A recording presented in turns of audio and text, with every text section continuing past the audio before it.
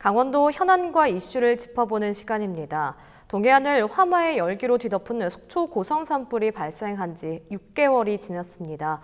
결국 산불 피해자 일부는 한전을 상대로 집단 소송에 나서기로 했는데요. 이번 시간 이 문제 자세히 짚어보도록 하겠습니다. 스튜디오에 정유선 강원도 의원님, 안현희 변호사님 나와 계십니다. 안녕하십니까?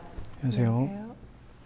네, 지난 4월 강원 영동 지역을 휩쓸고 간 대형 산불이 한 6개월 정도가 지금 흘렀는데 좀 산불 발생 원인에 대한 경찰 조사 어느 정도 진행이 돼가고 있나요? 네, 사실 이제 언제나 산불이 나면 이것이 천재지변에 의한 것인지 아니면 인재에 의한 것인지를 밝히기 위해서 애를 씁니다. 그래서 이번에 워낙 대형 산불이었고요.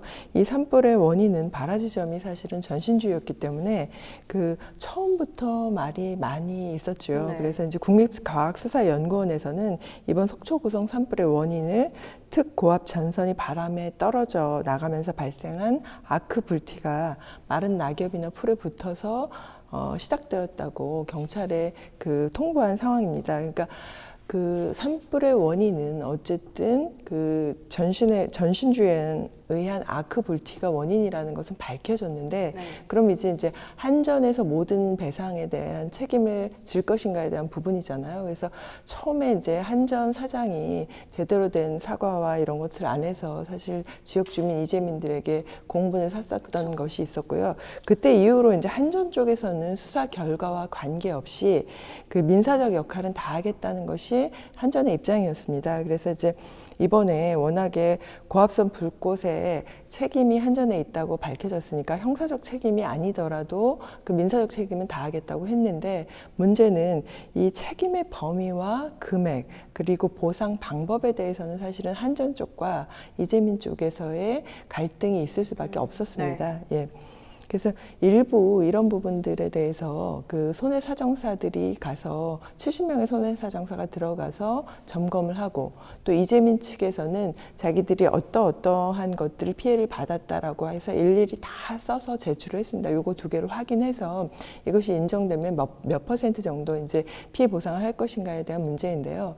지금 한전 쪽에서는 한 150% 정도를 얘기하고 있고, 이재민 쪽에서는 사실은 300%, 200% 뭐 이렇게 조금 더 손해사정률을 높여야 한다라는 이야기를 계속하면서 줄다리기가 좀 있었습니다. 네.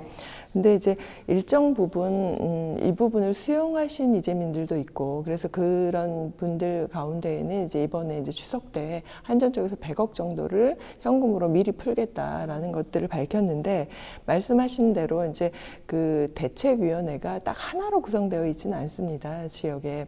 그래서 이제 일부의 또 대책위원들 중에는 이 손해사정을 받아들일 수 없다, 너무 낮게 책정됐다, 이런 분들은 소송을 가겠다는 입장을 밝히고 있어서 한전 입장에서는 협상과 주민들과의 협상과 그리고 또 한편에서는 소송을 준비해야 하는 상황입니다.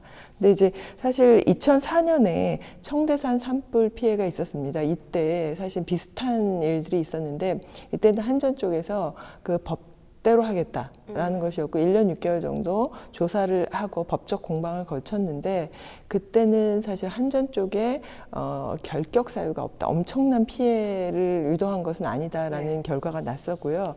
그래서 이재민들이 오히려 황당한 상황이잖아요. 법적인 소송까지 갔는데, 근데 그 상황에서도 사실 한전 쪽에서는 주민들이 요구하는 것들에 대한 책임을 나중엔 졌습니다. 그래서 이번에는 아예 처음부터 민사적인 책임을 지겠다고 했으니까 조금 더 지켜볼 필요는 있어 보입니다. 네, 의원님께서 경찰 조사 진행 상황에 대해서 좀 짚어주셨는데, 최근 한전 본서 이제 지사를 상대로 2차 압수수색이 진행된 걸로 알고 있습니다. 근데 경찰 조사가 이렇다 속도를 내지 못한 이유가 있다면 어떤 것들이 좀 있을까요?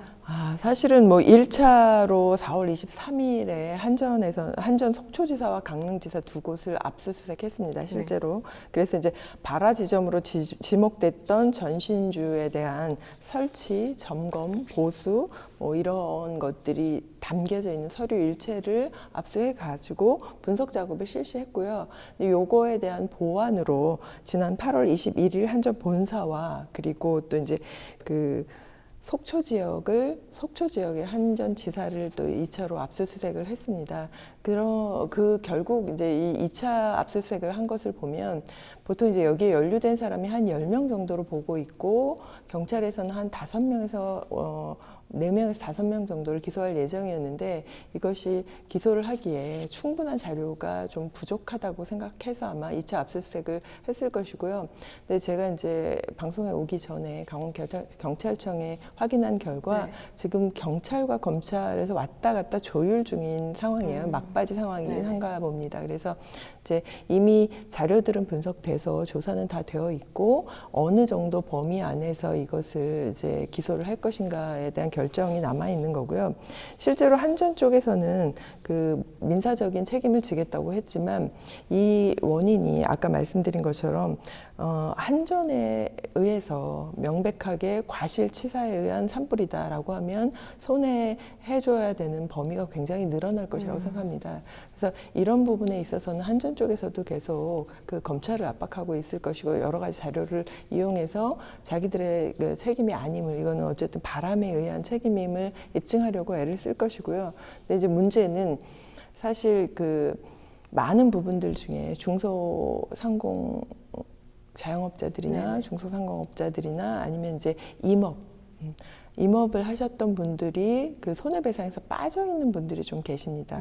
이런 부분들은 법적으로도 사실은 해결하기가 어려워서 어쩔 수 없이 아마도 그 소송으로 가서 한전 쪽에서 좀 더 많은 배상을 얻어내려고 할 것이라고 예상하고 있습니다. 네, 뭐 사실 상황이 좀 이렇다 보니까 정치권에 대한 좀 불만의 목소리도 높아질 것 같습니다. 의원님께서도 불편한 많은 말들 좀 들으셨을 것 같은데 도의회에서는 이 문제 좀 어떻게 보고 계십니까? 네, 사실 이제 도의회에서는 그 이 부분과 관련해서 굉장히 심각하잖아요. 워낙 많은 그 피해가 발생을 했고 이주민도 굉장히 많이 발생을 했습니다. 그리고 지금 6개월이 지났지만 이분들이 정상적인 생활을 하지 못하고 계십니다. 이번에 추석에도 보셨지만 작은 컨테이너 박스 안에서 추석 명절을 새기가 굉장히 어려워서 이분들이 고통을 당했는데요.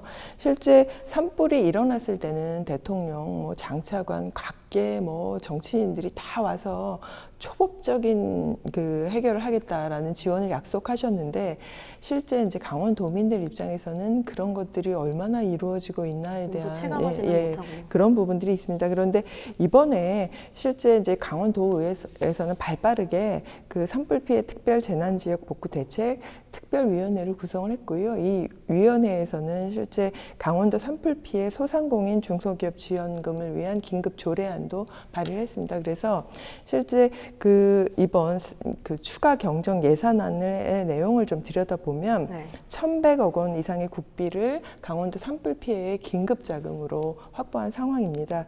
이 부분과 관련해서 실제로 소상공인 중소기업 피해 지원과 관련해서는 법적 근거가 없는데도 불구하고 385억 원을 증액해서 지원을 하기로 했고요.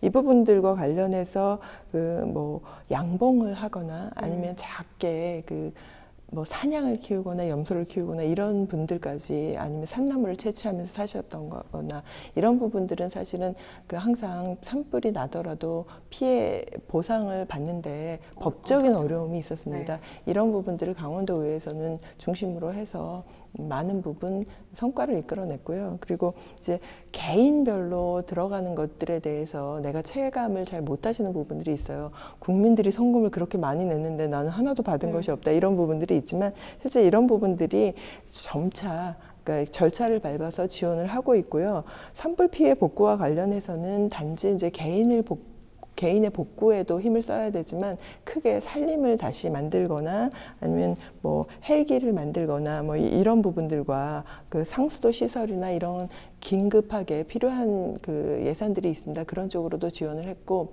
또 하나 먹고 사셔야 하는 부분들이 있잖아요. 이제 살림이 다 불에 타버렸기 때문에 산불 채취나 뭐 이런 것으로 먹고 살기 어려운 부분들이 있어서 희망근로지원금으로 또 221억 원을 또 긴급 편성을 해서 그 가능한 한 도의회에서나 강원도에서는 이재민들이 어려움 없이 좀 진행을 할 수 있도록 애를 쓰고 있습니다. 그리고 이미 많은 부분 또 이제 주택은 복구에 들어가고 있는 상황입니다. 또 의회 차원의 좀 입장을 의원님께서 말씀을 해주셨는데 조속한 복구와 뭐 지원 복구를 약속했지만 사실 이렇게 지지부진 쭉 이어져 오고 있는 상황이잖아요. 이런 가운데 최근 산불 피해 중에서 일부가 한전을 상대로 해서 집단 소송을 좀 준비하고 있다면서요? 네, 그러니까 한전에서 마련한 보상안에 대해서 불만을 가지신 분들이 별도로 이제 소송을 한다 이런 이제 발표가 났었고요. 그 한전에서 진행하고 있는 보상안을 보면은 그 한전과 그 주민들 협의체 또 이제 지방자치단체가 협의체를 만들어서 이제 협의체를 구성해서 진행을 했었던 부분이 있는데 한전 입장에서는 그 한국 손해사정인 협회 이쪽에 이제 의뢰를 해가지고 한 70명 정도 손해사정자들이 와서 손해사정을 한 것으로 알고 있습니다. 그래서 네. 아마도 전체 규모를 약 한 700억 좀 넘게 잡은 것 같고 거기 중에 한 15%에 해당하는 100억 원 정도를 추석 전에, 추석 명절 전에 풀겠다. 이렇게 이제 언론 보도가 나왔던 상태였었는데 주민들 입장에서는 이러한 100억 원의 이제 금액을 받게 된다라고 하면 한전이 추산하고 있는 700 몇십억 원이라고 하는 전체 피해액을 인정하는 것 아니냐. 이것 때문에 좀 조심스러운 부분이 있는 것 같고요. 그래서 그런 금액에 대해서 뭐 2배, 3배 이상을 원하는 분들도 이제 목소리가 나오는 것 같고, 네. 그래서 그런 부분들 때문에 우리는 이걸 수용하지 않고 별도로 소송을 하겠다 이렇게 해가지고 소송을 집단 소송을 하겠다라고 하는 분들이 별도의 또 협의체를 이루고 있는 것으로 그렇게 알고 있습니다. 네, 알기로는 뭐 의원님께서도 방금 말씀을 해주셨지만 대책위가 좀 여럿으로 구성이 되어 있는 걸로 알고 있습니다. 네. 말씀해주신 것처럼 한전을 상대로 현재 집단 소송을 준비하고 있는 대책위도 있고, 뭐 이미 법정 다툼을 하고 있는 대책위 아니면 이미 끝난 뭐 그런 대책위들도 있는데 이렇게 여럿으로 대책위가 나누는 게 좀 의미가 있나요? 그러니까 이제 이 대책위원회라고 하는 것은 사실 뭐 법적인 강제력은 없는 것으로 알고 있고요. 네. 나름대로 이제 뜻을 같이 하는 분들이 모여서 한전과 협상을 하는 것인데 네. 여기에서 뭐 들어가고 나가는 것이 자유롭기 때문에 뭐 여기서 결정이 뭐 최종적으로 결정이 난다라고 하면은 법적 구속력을 갖겠지만 그 전 단계에서는 들어가고 나가는 것이 자유롭기 때문에 법적 구속력은 없다라고 생각이 되고요. 다만 이런 협의체가 창구가 단일화되어야만 어떤 협상력이 높아지는데 네. 이 분리되면서 이제 이재민 분들이 여러 갈래로 나눠지게 되면 아무래도 한전을 상대로 한 그런 보상 협의에 있어서 좀 협상력이 낮아지지 않을까 그런 좀 걱정은 있습니다. 네, 뭐 소송대책위원회에서도 뭐 한전에 적용한 엄청난 요율의 감가율이 오히려 피해 네. 주민들을 좀 재기불능의 상황으로 몰아가고 있다 이런 말들도 있는데 이 부분에 대해서도 좀 짚어주실까요? 네, 감가율이라고 하는 것은 이제 손해배상을 하게 되면 이제 피해액을 산출을 할 때 대표적으로 이제 주택을 예로 들면요, 주택을 지을 때 건축비가 만약에 1억 원이 들었다 했을 때 그 1억 원으로 지은 집을 짓자마자 만약에 불에 탔다라고 하면은 100%를 보상을 해주는 게 맞겠지만 네. 그 집이 만약에 10년이 됐다, 20년이 됐다라고 하면 노후 정도에 따라서 노후 정도에 따라서 감가를 할 수밖에 없거든요. 그래서 감가율을 따져보면은 이제 이게 견고한 어떤 석조 주택이냐, 콘크리트 주택이냐, 아니면 목조 주택이냐에 따라서 감가율이 다릅니다. 그래서 네. 연간 감가를 하는 기준에 따라서 감가율을 적용을 하는데. 예를 들면 30년짜리 건물에 10년이 지났다라고 하면 이제 3분의 1의 감가가 생기는 거거든요. 네. 그래서 이런 거를 선택함에 있어가지고 한전에서 감가율을 좀 높게 잡았다 이런 주장이 나오시는 것 같고요. 다만 감가율을 적용할 때도 최소한 한 30% 정도는, 그러니까 30년짜리 그 내구 연한이 있는 주택이 30년이 됐다라고 해서 재료 0을 주는 것이 아니고 한 30% 정도는 보상을 해주거든요. 네. 그리고 중간에 대수성 같은 게 있을 경우에는 10% 가액을 해서 40% 정도는 그 감가율을 적용을 해서 40% 정도는 보상을 해주기 때문에 그런 부분으로 이제 보상을 해줍니다만 이재민들 입장에서는 상당히 좀 부족한 부분이 있고 그리고 이제 주택 같은 경우에는 좀 나은 편인데 그거 외에 영업재산이라든지 임업 피해라든지 그 외에 가구라든지 이런 기자재 이런 것들에 대해서는 감가율이 크거나 아예 그런 보상 대상에서 제외돼서 그 논의에서 아예 빠진 부분들도 있습니다. 네. 이런 부분들 때문에 아무래도 이재민들 입장에서는 좀 불만이 있는 것 같고 여기에 대해서 법적인 별도의 절차를 거치겠다 이런 주장이 나오고 있는 것 같습니다. 그럼 뭐 집단 소송을 이제 진행하게 되면 추후에 어떻게 좀 진행이 되는 건지 또 이번 소송으로 앞으로 진행될 피해 보상에 대한 어떠한 영향력이 있을지 좀 설명을 해주실까요? 그러니까 집단 소송이라고 하는 것은 일반적인 그 손해배상 소송을 여러 사람이서 한다라는 의미로 보시면 됩니다. 네. 그 법적인 의미에서 집단 소송은 사실 증권거래법에 있는 집단 소송 외에는 그 집단 소송법이라고 하는 것이 아직 법제화되어 있지는 않기 때문에 네. 그냥 단체가 소송을 한다라고 생각하시면 될 것 같고요.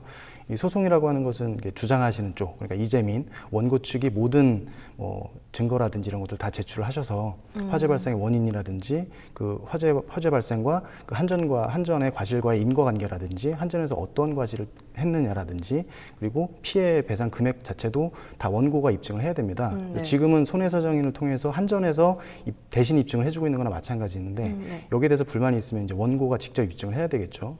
그러면 입증을 할 때 직접 법정인 감정인을 통해서 입증을 하게 되는데 감정비라고 하는 그 시간과 비용이 들게 됩니다. 그래서 이 부분을 다 부담을 하시고 이재민들이 그 감정을 하셔야 되는 것이고 그 감정을 했을 때 법정 감정이 지금 한전에서 하고 있는 그 감정과 거기에 한전에서 하는 감정에 비해서 상당히 높게 나온다라고 하는 또 보장이 없어요. 그래서 네. 사실은 추후에 감정을 했는데 지금 한전에서 나온 그 보상 금액과 비슷할 수도 있는 것이고요.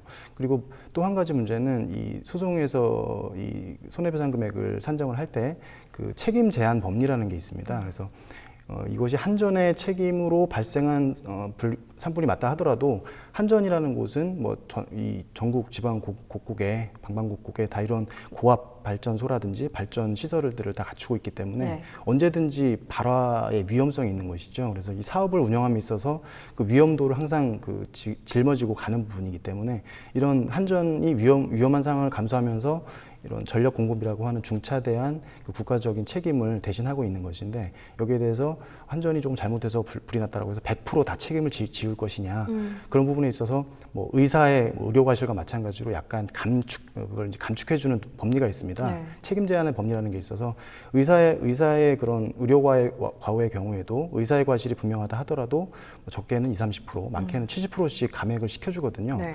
그러니까 이것도 한전에 대해서 손해배상 소송을 해서 다 입증은 됐는데 법원에서 보기에 이 산불에 의한 그런 책임을 산불이라고 하는 것은 이 지금 고압선에 의한 아크불꽃이 직접적인 원인으로 지목은 되고 있지만 네. 당시에 바람이 좀 많이 불었다라고 하는 것, 그다음에 이쪽 지역의 그런 어떤 산림의 구성이라든지 그 당시에 어떤 건조한 날씨 이런 것들이 다 영향을 미치기 때문에 산불로 이른 것이기 때문에 그런 부분들을 다 100% 다 한전의 책임을 지울 것이냐 아니면 절반 정도만 책임을 지울 것이냐에 따라서 손해배상 금액이 크게는 20-30%, 많게는 70%씩 감액이 될 수 있습니다. 그래서 지금 한전에서 진행하고 있는 그런 보상 협의가 마음에 들지 않는다라고 해서 이 단체 소송을 하셨을 때 반드시 단체 소송에서 더 좋은 결과를 얻으리라는 보장은 없다라고 그렇게 생각을 합니다. 네, 속초 고성 산불 피해 이제 지역민들한테는 생존권이 걸린 문제인 만큼 좀 투쟁의 목소리를 지속적으로 좀 강하게 내비치지 않을까라는 생각이 드는데 끝으로 산불 피해 지역민에게 지금 필요한 게 무엇인지 짧게 먼저 의원님부터 말씀해 주실까요?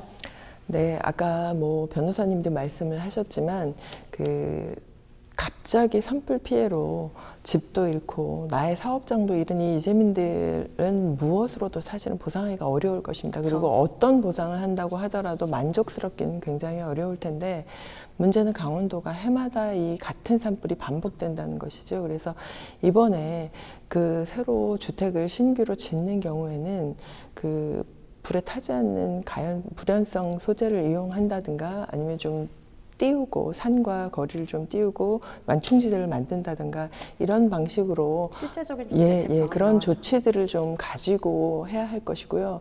그리고 한전 쪽에서는 말씀하신 대로 최대한 보상 금액을 낮추려고 할 것이지만 정부 입장에서는 한전은 강원도의 전기를 가지고 끌어다가 수도권에 공급을 하는 것입니다. 그러면 강원도에 물론 이제 건조한 날씨 때문에 산불이 일어나는 것이기도 하지만 한전에서는 반드시 강원도를 거쳐가야 하는 필요성이 있기 때문에 조금 더 철저한 관리가 사후에는 좀 더 필요하다고 생각을 합니다. 네.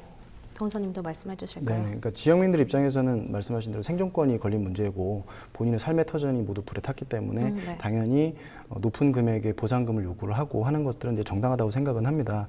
아까도 말씀드렸지만은 이것을 법적인 소송, 어떤 집단 소송으로 가져갔을 때 과연 지금 한전에서 제시하고 있는 그런 협상안보다 높은 금액의 보상을 받게 될 것이냐 이런 부분에 있어서 보면은 저는 결코 그렇지 않을 수도 있다 이렇게 좀 의구심이 드는 부분이 있거든요. 네. 그래서 지금 단계에서 이재민들 입장에서는 우선 한전에서 제시한 그 보상안이 실제로 타당한 것인지 그냥 무조건 높여달라고 하는 주장은 합리적이지가 못하거든요. 그래서 이것이 과연 정말로 타당한 것인지 여부를 현 상태에서 좀 면밀하게 이성적으로 좀 검토해 보실 필요가 있다. 그래서 그럼에도 불구하고 좀 못 미치는 부분이 있다라고 하면 그 부분을 집중적으로 하시는 것이 맞지 별도의 소송을 이렇게 하시고 창구가 이렇게 이원화되고 하는 것은 좀 바람직하지 않다라고 생각은 합니다. 네, 여기까지 듣도록 하겠습니다.